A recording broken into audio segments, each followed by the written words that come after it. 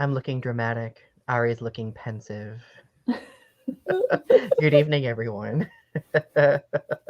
Welcome to episode number 54 of Restitching the Tapestry.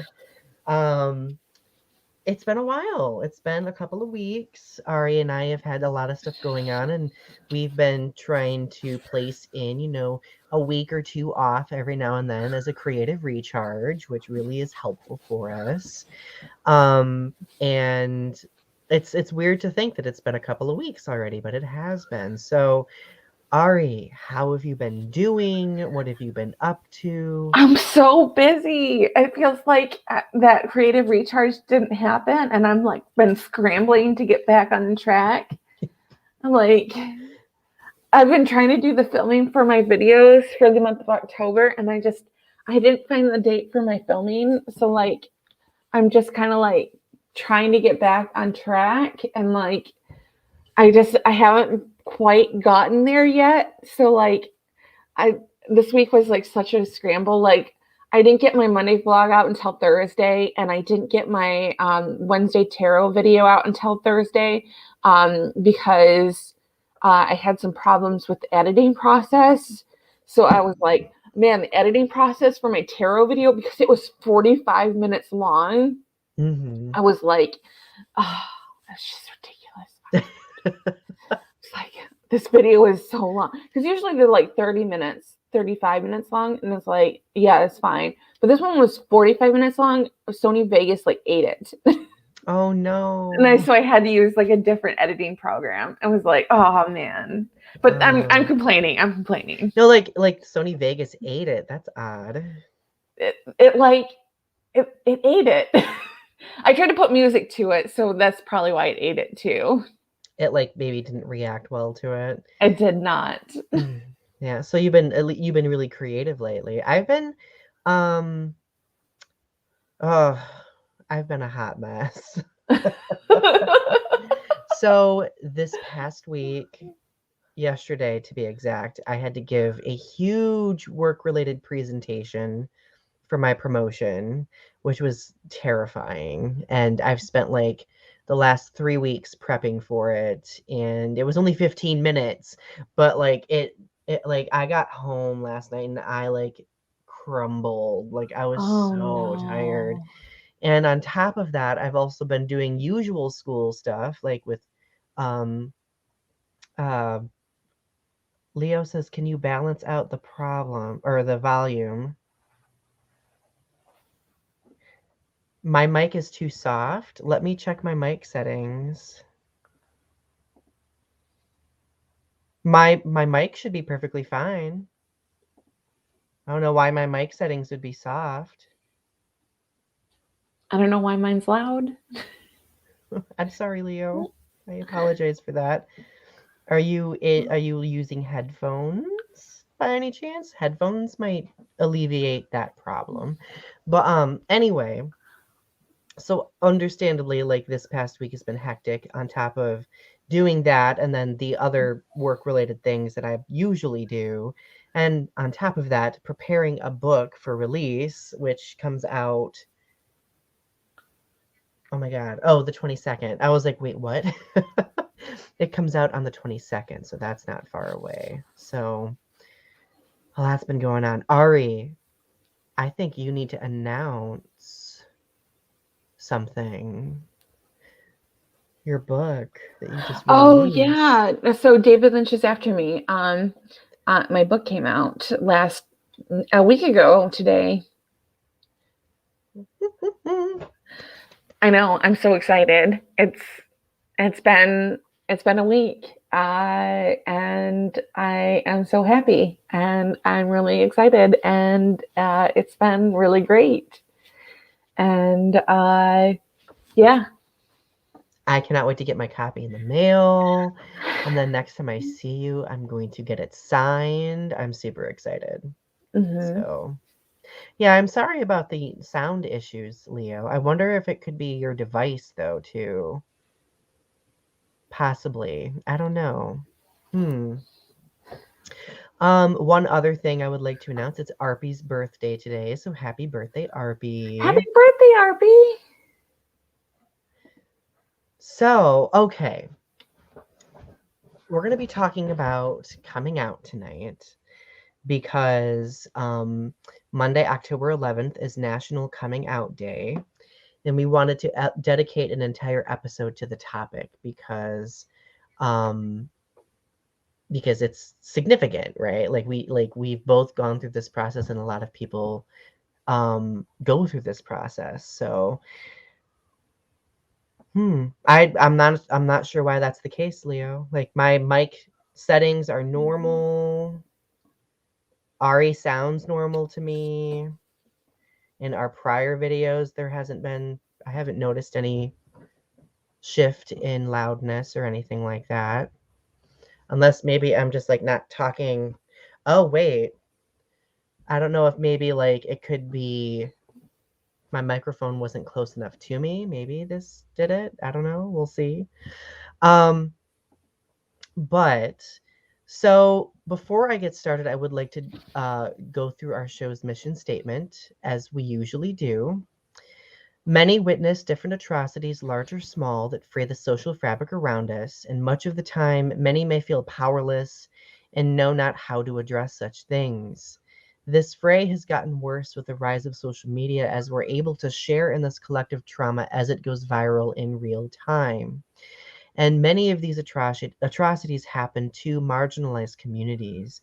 Our goal with this show is to restitch the tapestry of sorts by educating ourselves about how we can use our privilege in order to help exact change in some fashion, and to also model our own educating as a mode for education for other people as well. And of course, we often will do this through conversation and creativity, so on and so forth. So, um, so yeah. So Ari, I have a question for you. What, well, like, how would you describe the significance of the coming out story? Why is it So, so important? I feel like it's important because it's individual to every person. I feel like everybody who comes out, like, Oh, is that you or is that me? it's me. Hang on. Our technology tonight. My sister was calling me and she didn't realize that I was on a show. It happens. Anyway, you were saying about coming out being significant. Yeah, it's significant to each different person. So everybody who comes out, they have their own story, and so it's like for every person, it's like gaining your independence, like gaining your sense of self, and like your sense of pride, and like your sense of being, and that it's like you when you come out, it's like you gain your sense of autonomy, and so it's like You're taking like your first steps right. It's as the person you want to be, as the right. person you know you are, right? And I love that you mentioned autonomy. Like, that's, and Leo mentions you develop like a sense of validation. That's so important, right? Like being able to feel free of that identity that you've been hiding for so long at your own expense, usually, depending on the And situation. sometimes it's not received well. Like sometimes your parents will do things like kick you out, and sometimes teens are homeless, and they're treated poorly because their parents are homophobic, and they don't want gay teens. So so it's sometimes asserting boundaries, that you are saying this is who I am, and I'm going to be who I am regardless of how you feel about it.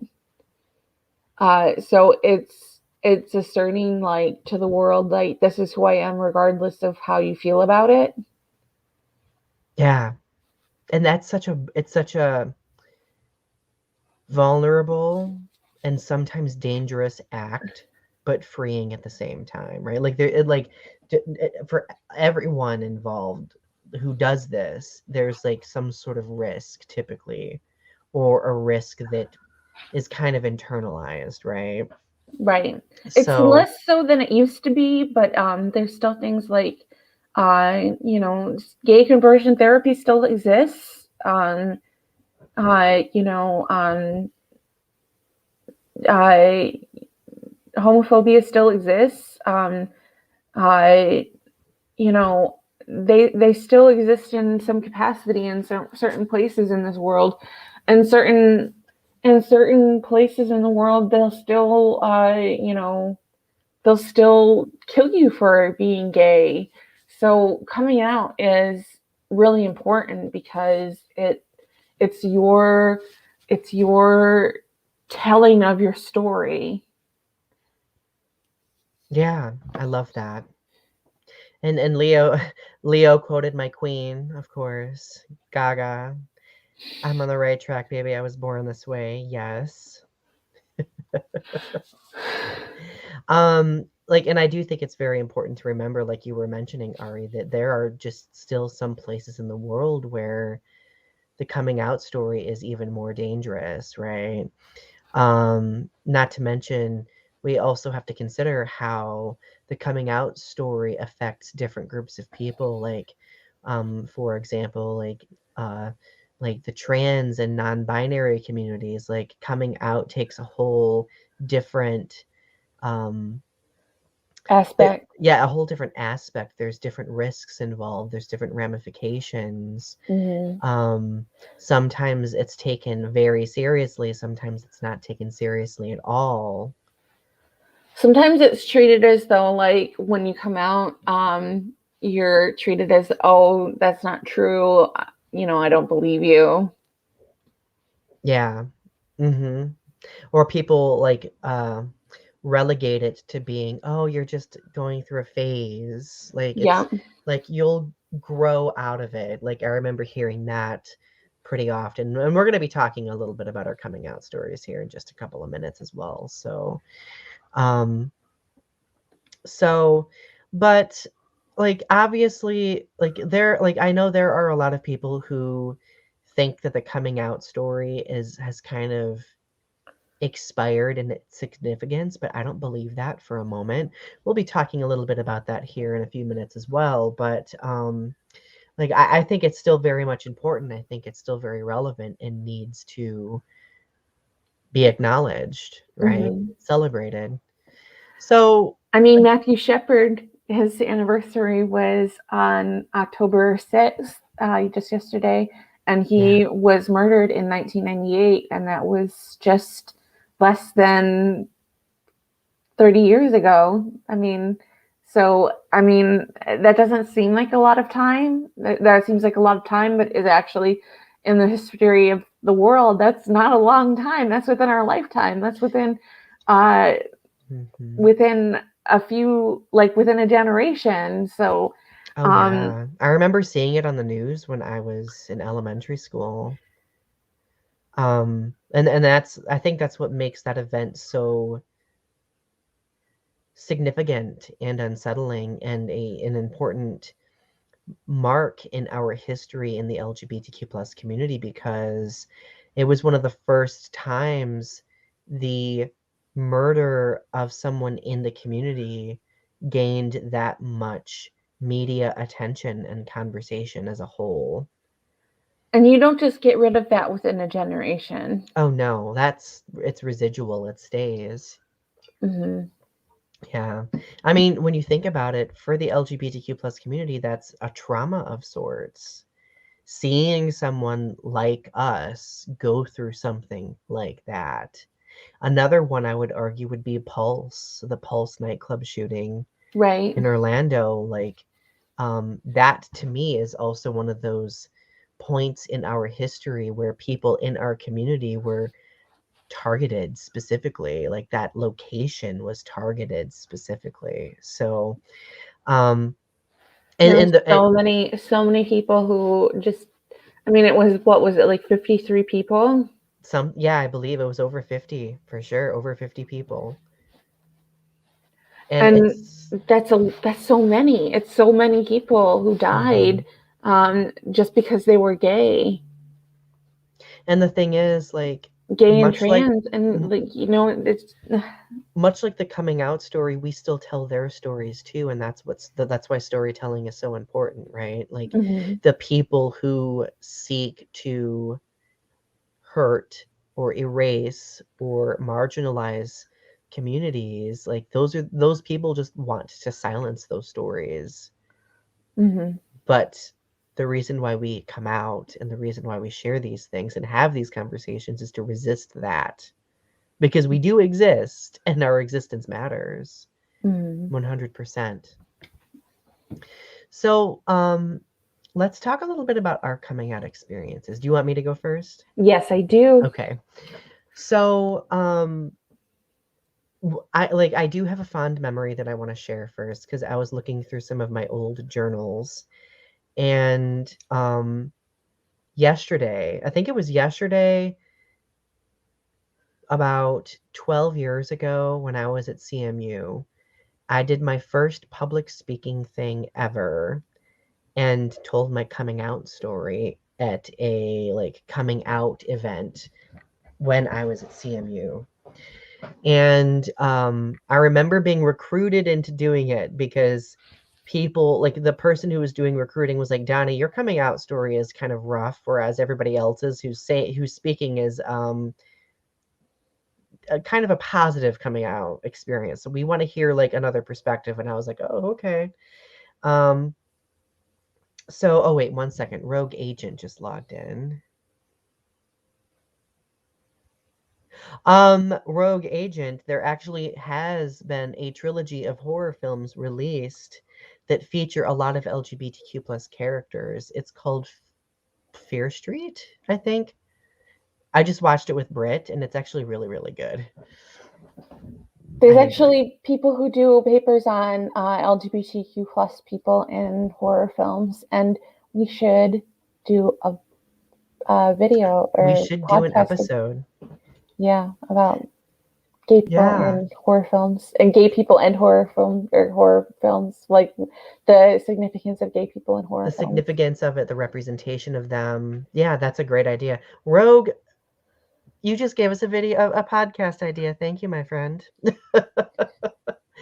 um, so back in 2007, let's be honest, I knew that I was gay since I was like well, not a toddler, since I was like 7 or 8 years old. I remember something was different about me, so on and so forth. And once I hit puberty, I noticed that I was attracted to men. Okay. I of course kind of dismissed it throughout my teenage years as just me being socially awkward, and that's kind of um that's kind of like just how I got through. Not that it worked, mind you. Um, but when I was my senior year of high school, I ended up coming out to the person that I was dating. And I didn't fully come out to everyone until my first semester of college in 2007. Now, I didn't come out by my own choice. Someone outed me. A former friend that I had on my Godzilla website, Kaiju Galaxy, that I've owned for over a decade, got upset at me and found my mom on the internet. Kind of stalkerish when you think about it. Yeah, Found my mom and emailed her or message. I can't remember if it was email or instant message, but one of those, like, contacted her and like just dished it all, like told everything. Because I was out online. I wasn't out face to face, you know? yeah. Um, the moment I found out that had happened, I was like, well, I have no choice but to have a conversation with my parents. You got to have a conversation. Yeah. And I remember I got on to Yahoo Messenger. What a throwback. I got on the Yahoo Messenger and I was having a conversation with my mom, and my mom was like, "Is what this person said true?"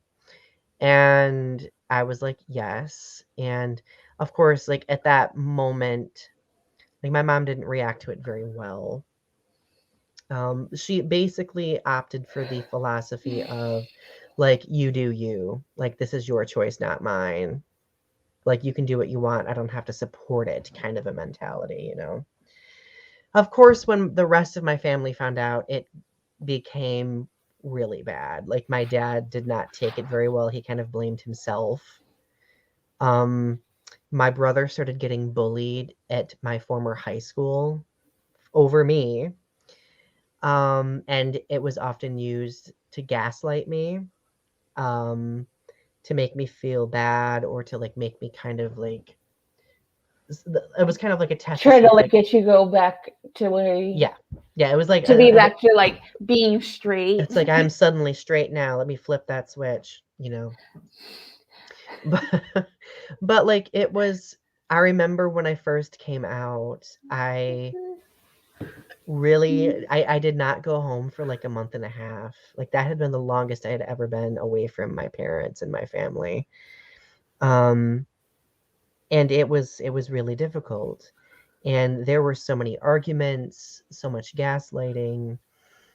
Um my grandmother, like my abusive grandmother, um basically told me that I was destined to die. And she was like, "You're going to die if like why not just end it now?" Like my grandma literally tried to convince me to Commit suicide. yeah. Yeah. Wow.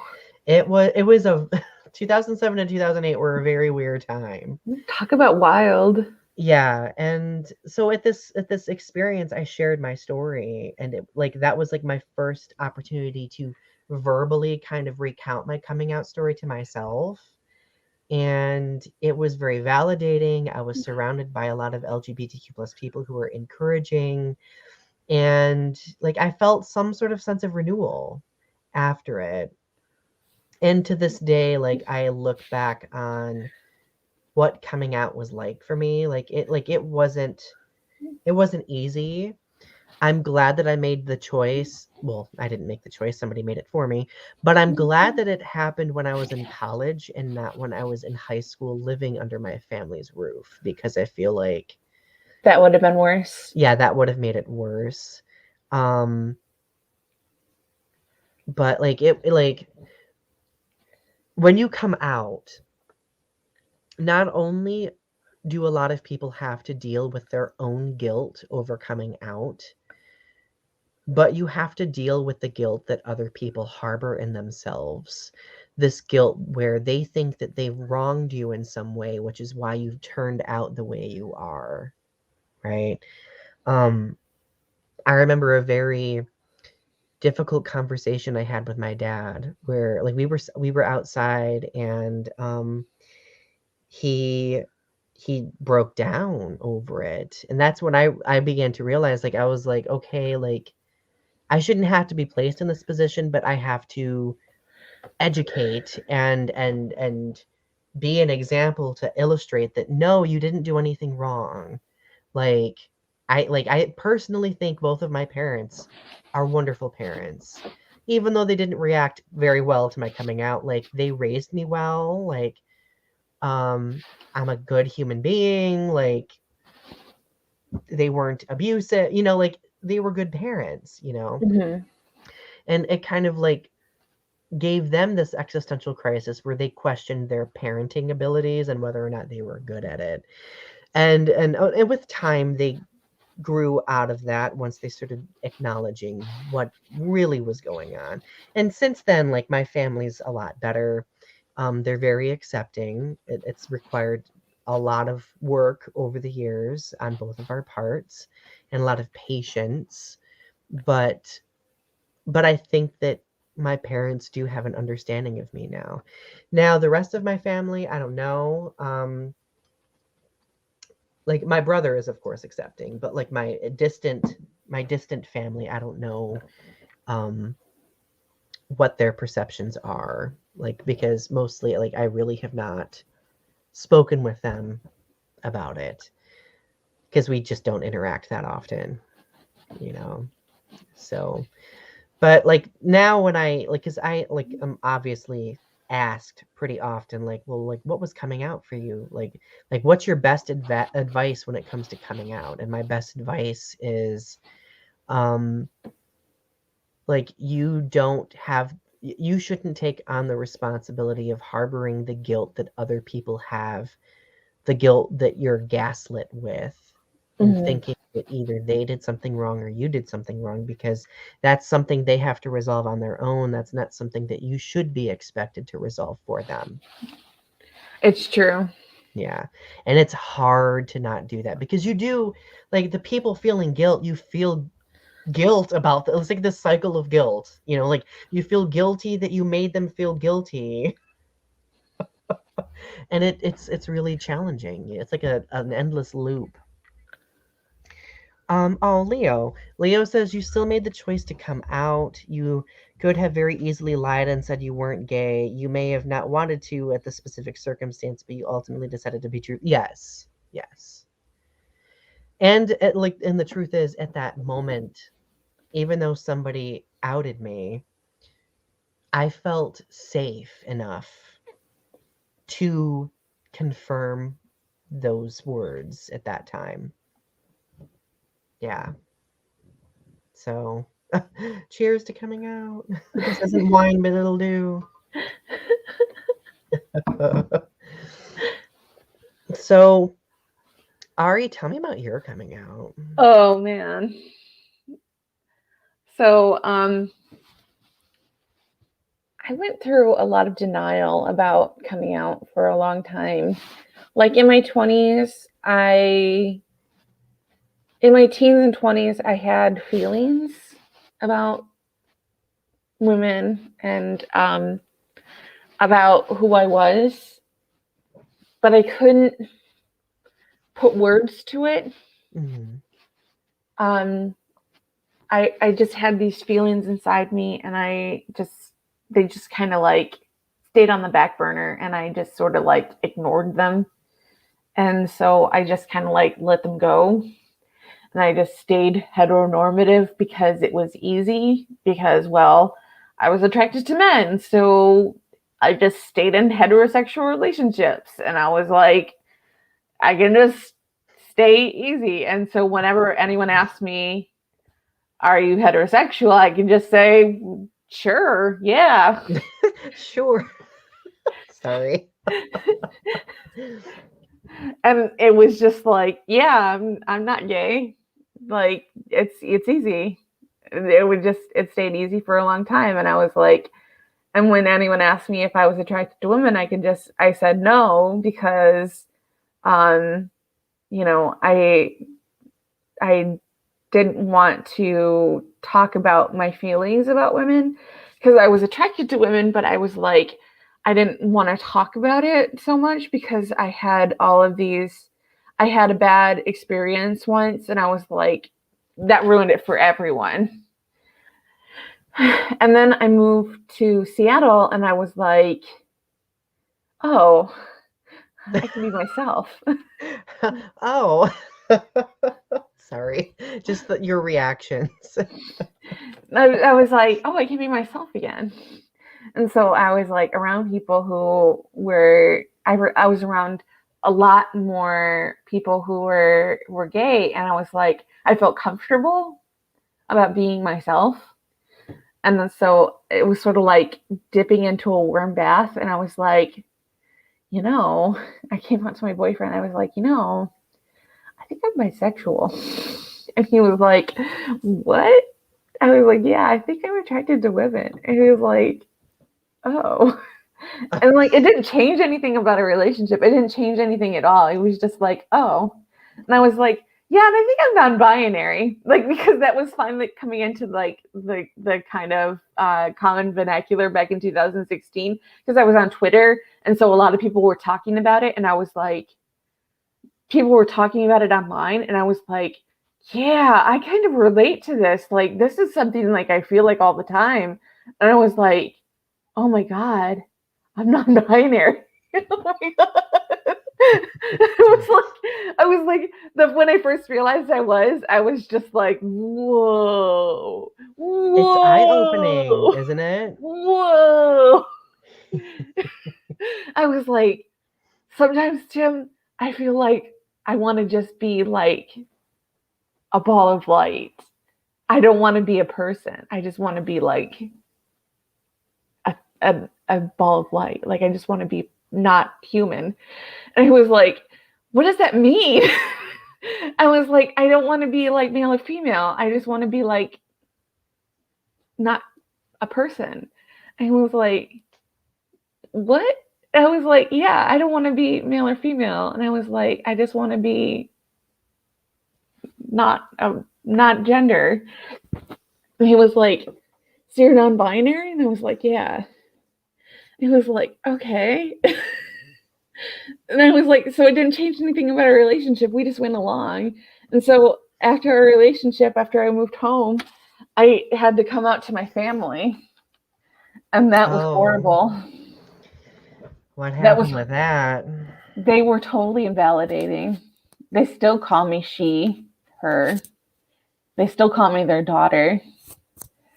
I told my mom I was bisexual, and she was like, you told me you weren't bisexual and that you were attracted to men. So that's how you are forever.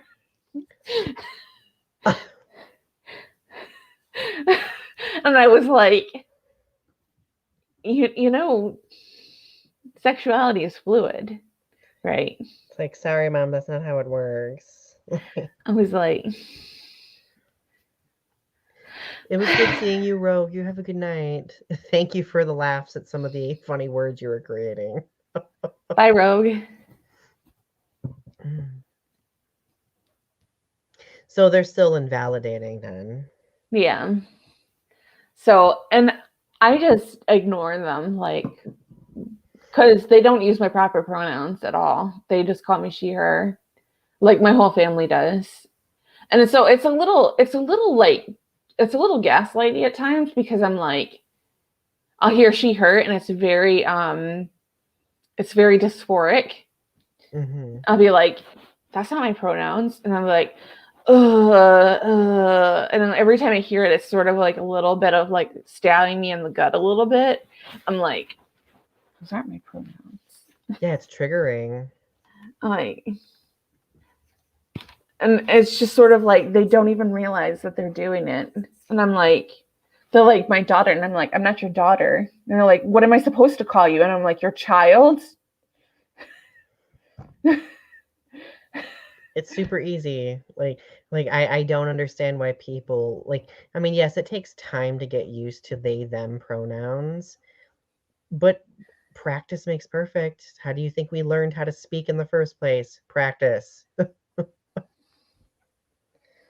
It's easy to use non-binary or non-gendered speech. It's just you have to think about it.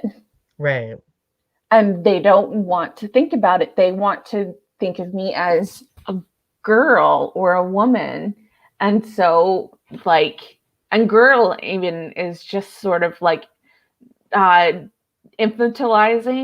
Mm-hmm. Haven't you noticed that? Like, when you talk about women, they think of them as infantile terms, like girl, Like girly girl, or like, yeah, it is very infantilizing. But they want to think of me as a woman, as somebody who is a girl, someone who is not because if they think of me as they them, they think of me as a male. Mm-hmm. Because I said, I'm not a woman, I'm not your daughter. And they said, what are you, my son? Because they think of it in binary terms. Yeah. And they can't think of it outside of the binary, where it's like, I'm neither of those things. Like, the fact that, like, I could be neither of those things, like I'm something else completely, like it just like makes their head explode. Like they just can't even imagine that I could be something else. Yeah. So it's like you're male, you're female. That's it. So it sounds like you've attempted to correct them in the past, but like you've kind of grown accustomed to not nowadays? I still try, but like most of the time I just don't even try anymore because it's so much work and so much energy. Um it's just it's not even worth it most of the time because it's like it's so exhausting, and I can't even bother with them anymore because they're just not even worth it. Mm-hmm. So I just let them, try to invalidate me, and I just, cut my losses. I mean, it's sad though that you should have to deal with that, especially considering how triggering it can be sometimes It is, yeah. when it's so easy for someone to simply educate themselves and do the right thing.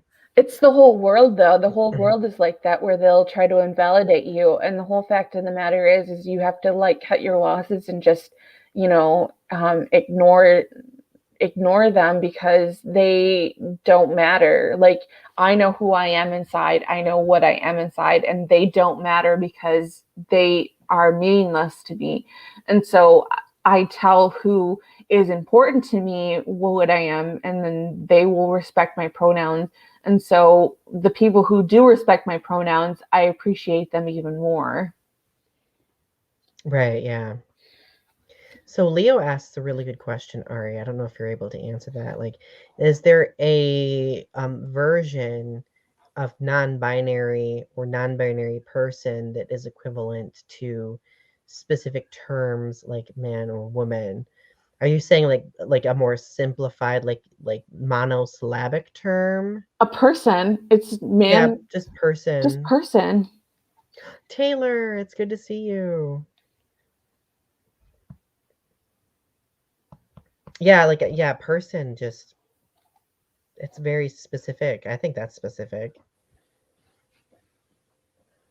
It's interesting because I remember when like one of my dear friends like came out as transgender, and they were adjusting to they them pronouns, and that was like my first experience. This was like several years ago. And I noticed slowly over the years that I shifted, like whenever there were instances where I didn't know a person's identity, like I would use they them pronouns as like a respectful, all inclusive pronoun, you know. Granted, there are other pronouns out there as well, like depending on like the individual. I've just gotten to the point where like I think it's fully acceptable and respectable to ask a person like, "Hey, could you tell me what your pronouns are? That way I can correctly identify you." You know, like um every person I've ever asked that has been like very moved by me even asking, you know, like because it Right. demonstrates care. Like for example, I had a about a year ago, I had a student who, like, because I've gotten into the habit of asking my students their pronouns like at the beginning of semesters. A student like got really emotional over the fact that I even asked. They were like, "Oh my God, like thank you," you know. So like it's not just what a person does to like properly identify somebody, but it's like a gesture of respect. It's a gesture of care, and those are validating in of themselves, you know. It's euphoric. Let me Hmm. tell you, it's very validating to have someone. Right. Um, but that's why Sherry is so precious to my heart because she was took so much care to like learn my pronouns, and I was like, oh, Right. love you, Sherry. And is not afraid to like correct either, you know. Like Right. I've had instances where I've had to correct myself as well. So Taylor says I have a hard time with pronouns. um he, she, they, like in general, pronouns are just kind of difficult regarding the understanding of the English language. And at that point, I use the person's name. Like I think that's good too, right? Mhm. Like just directly using the person's name because there's power in names. But the use of the singular they goes back to the uh, medieval times. Like that, this is not something that's new in our English language. We've done it all the time, and like we do it. We use it as part of our language. It's just that we don't recognize that we do it all the time. It's just that like we flip our language sometimes when we do it. Right, yeah. Well, language is so fluid too. Like it does go through shifts and focuses, right? Yeah. Oh, you're talking like Taylor's talking about like the new, Zer. yeah, the newer pronouns that are intended to be non-binary, right? Yeah, those ones are a little bit more difficult to adjust to because they aren't a part of the common vernacular, right? Like they're completely new. I think those are fun. I did have a student once who identified by Zir and Zim. Mm-hmm. And like it took time. I every time I messed up the pronouns, I was just like, I apologize, like I'm gonna correct myself, you know. And just going through that gesture, like a lot of people kind of like crumble under their embarrassment, but I also think and I've done that myself, but I also think it's important to kind of pick yourself up and be like, hey, whoops, I'm human, I'm fallible, I messed up a word, like let me use the correct word, right? There was a YouTube personality that went by Zer, Mm-hmm. and yeah, I adjusted pretty easily, but it took a little bit of thought. It took a moment to adjust, but because I was talking with my friend Kevin about her and about Zer, Mm-hmm. and um, it took a bit of an adjustment. You have to really think about their pronouns and each individual time that you're going to use the pronouns for that individual. And yeah, I love Meeks. Meeks is great. I haven't used Meeks yet. I want to use Meeks. But I'm afraid that people won't recognize Meeks when I use it. Mm-hmm. Yeah, that's one that I've heard less frequently than one others. one of my nephew's teachers at school uses Meeks Mm-hmm. I because like that. they're non-binary. I love So it. his teacher's name is Meeks. That's So so like to me that's refreshing. it's just nice to know that there are teachers out there that have they them pronouns and that we're not alone. Yeah, they're like they're living as an example, essentially, a learning experience. So we do have some discussion questions. We have a little under 20 minutes left, so let's kind of reflect on these a little bit. So if you could go back in time and change anything about your coming out experience, what would you change? I would have done it sooner. Same here. Yep. Like it's one of my big regrets, even though like I feel like coming out sooner would have been more dangerous for me. Um, but I really think that I missed out on a lot of experiences because I came out in college as opposed to high school. So like I would definitely go back in time and change that. Taylor says the person I heard use the or the identifier announced it as mix. Is it meeks or mix? I mean, I'm not 100% sure. Is it interchangeable, perhaps? I It could be mix. I heard it meeks. Heard it pronounced meeks, but that's me. That's interesting, though. But if there were another thing that I would do when I came out, like I feel like I would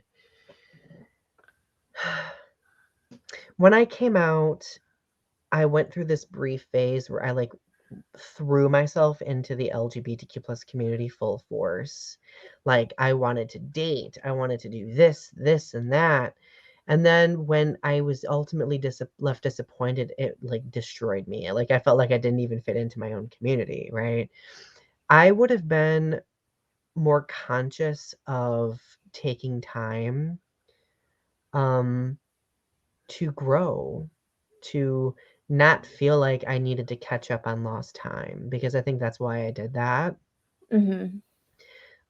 And I think in some ways it made it more difficult for me because, like, at that point in time, like, I wanted intimacy. Like, I wanted to roam. Like, I mean, don't get me wrong, I'm still a hopeless romantic, but I wanted like the beautiful sunshine, rainbows, puppy love, you know?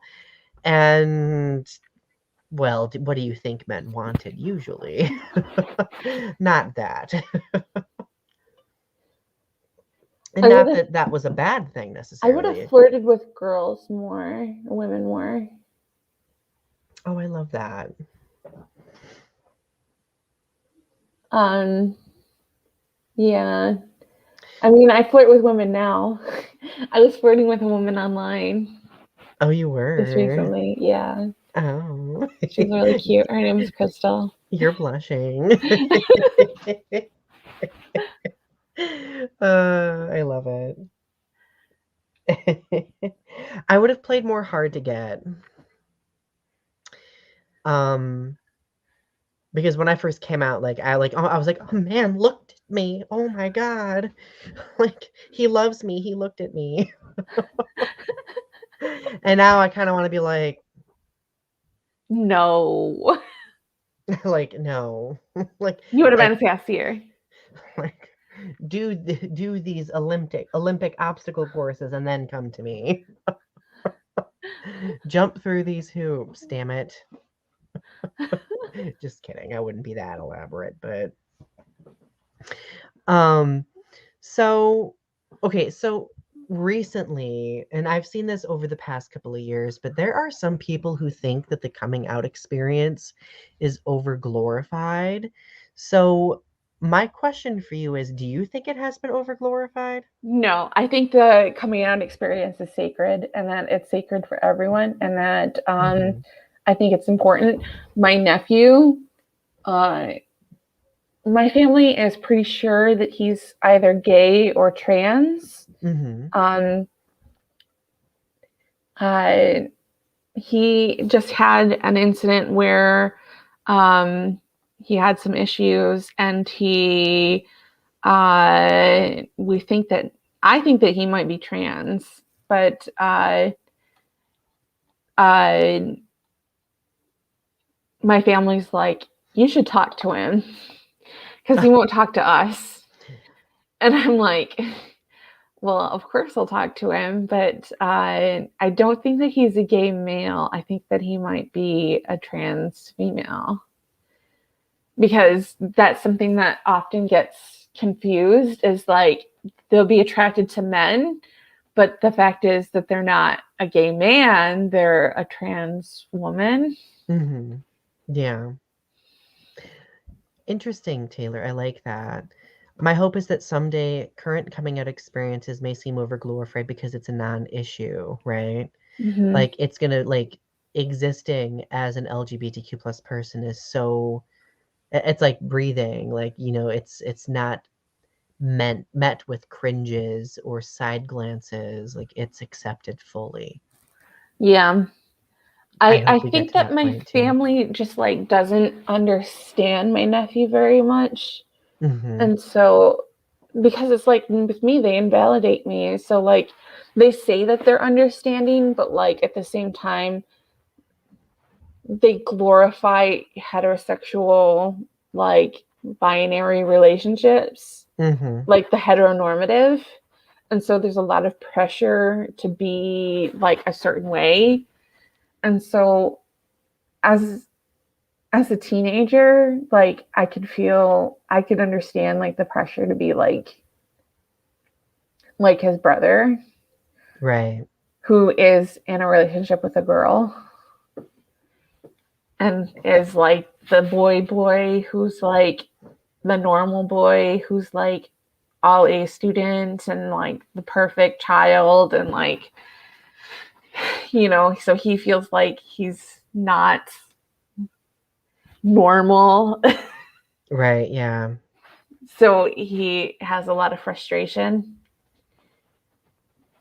So my heart goes out to him because it's like, I know that we all know that there's something bubbling beneath the surface. We all know that there's something wrong. My family thinks it is because he's gay, but that he's not being honest about it or that he's not thinking about it. I think it's because he's actually trans, because he's hanging out with a trans male. But maybe he might be learning about himself through that person's experiences too, like through the lens of that person's experiences. They think that he's going through a phase where he's trying to be like this trans male by being trans female. But I don't think that's true. I don't think that you just go through a phase where you start hiding women's clothing. Right. Well, yeah. It's you know, it's really interesting to me that your parents or your family's so eager to have the conversation about him and his identity. But they won't they'll invalidate my identity. Exactly. Yeah. Like that infuriates me. Yeah. But they're not really having that conversation about him either. Right. It's really just glossing the surface. Because they're not really accepting of him either. And yeah. It's like it's being approached as though something needs to be corrected. Because they just bought him a suit and they think that he's just going through a phase. Right. Yep. Taylor, yep. And Leo, agree, yep. So, I guess this kind of connects to the previous question that I asked, and I'm going to give you some context as well. But do some people take advantage of the coming out story in any way? Now, who was it? Was it Shane Dawson or there was a YouTuber that pretended to be gay for a while? it was oh hell. I did a video about this person. Joseph Paul? Logan Paul. Logan Paul. Oh my god, Logan Paul. Yep. So Logan Paul like pretended to be gay and did this whole elaborate coming out thing as basically a joke, which started a huge conversation about whether or not the coming out story has been like, that's kind of where I got the question of like, has it been over glorified? Because there were people making that argument. And I don't agree with that at all. But I do think that there are people who do take advantage of the coming out story. There there is a lot of commercialism surrounded around taking advantage of the coming out story as well.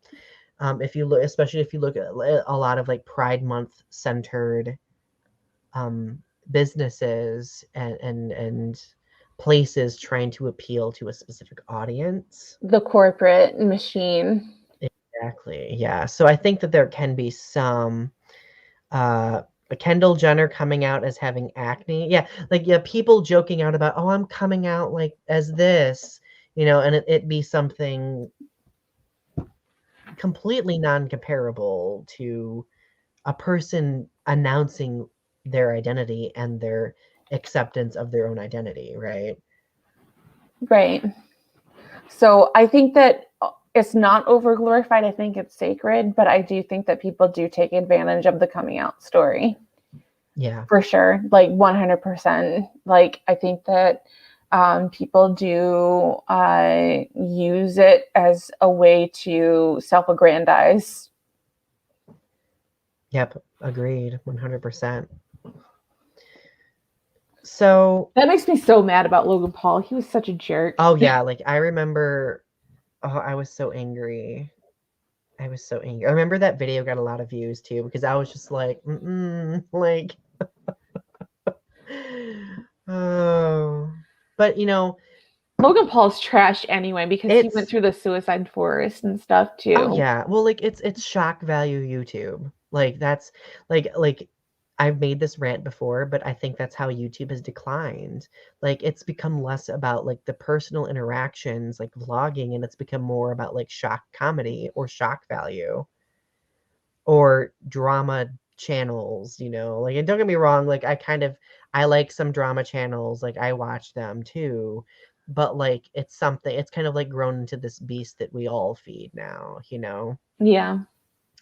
And especially like if you think about like the beauty community or like Onision, for example, like The weight loss community is really bad too. yeah, the Like weight loss I don't community. watch Foodie Beauty anymore, and I don't watch oh, what's her name? Amberlynn Breed. I don't watch them anymore Oh, because Amberlynn, yep.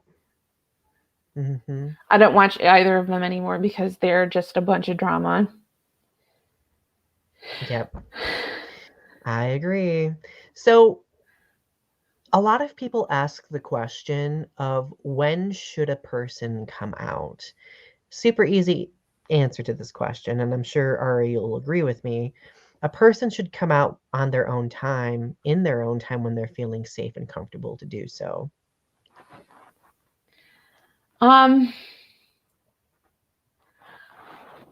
Yeah, and whenever you're ready, like you can be like 50 years old and come out. Yeah, exactly. And like you could have had like a whole family and kids and stuff and like finally come out, and like it's just when you're ready, it's just when you realize, hey, I'm gay. Oh yeah. Well, like it's interesting because I've known or I've seen this happen in the past where like people have suspected that a person is LGBTQ plus, and they're always trying to like coax them to admit it, but they kind of like get really uncomfortable with it. And I personally think that that's doing the opposite of making them feel accepted, right? Like if they haven't internally reached a point where they can say it themselves, then they're not ready. Like there's nothing wrong with that. Like it's something that you have to come to on your own. And Taylor says, yeah, like Taylor says, identity is fluid too, so it can change. Yep. Yeah. That's what I'm saying. I used to be a cis het woman until I was 30 years old. Mm-hmm. Yep.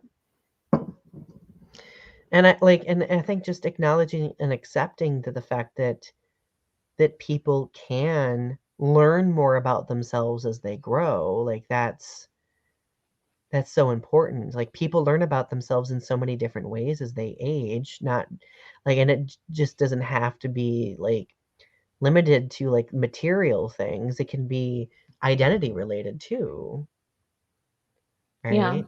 Yeah. So, oh my goodness, this has been a great conversation. This I was have loved this conversation. me too. And do you have any plans for celebrating coming out day? Uh, no, I'm going to just come out again to myself. Same. I might write a poem about it. We'll see. Taylor.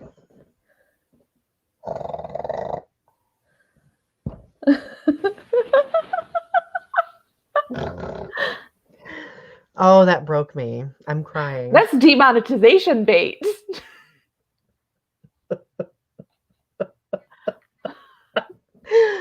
Ooh, I'm not going to repeat that, but I very much got a laugh out of reading it.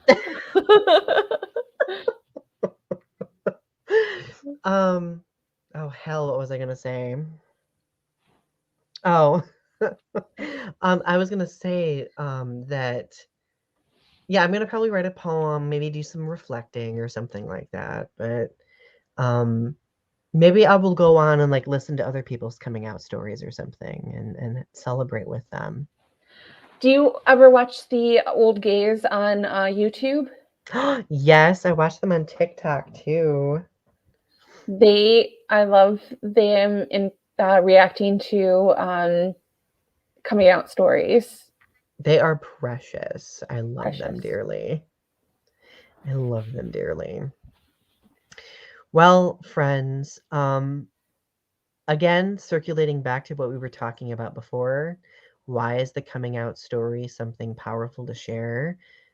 Because it's those first steps a person takes towards self acceptance. And in a world where sometimes self acceptance is still discouraged, that's so important, Mm-hmm. right? So, Ari, my friend, before we depart for this evening, do you have any words to give to our listeners? Come out if you feel like it. The water's fine. We got cookies too. The water's great and we got cookies. But you don't need to have a cookie if you don't want one. And you don't need to get into the water if you don't want to. And wearing floaties is okay. Okay, now I'm getting ridiculous. All right, everyone. We love you. Go subscribe to Ari's channels, Strange Nothings and Tarot Time with Ari. Subscribe to my channel, Donny Winter, if you've not yet. Donny Speaks, my poetry channel, and I have a couple more out there. You'll find them. And go buy Ari's book, David Lynch is After Me. I am so excited. It's gonna be great. All right, love you all. Have a good night. Bye. Bye.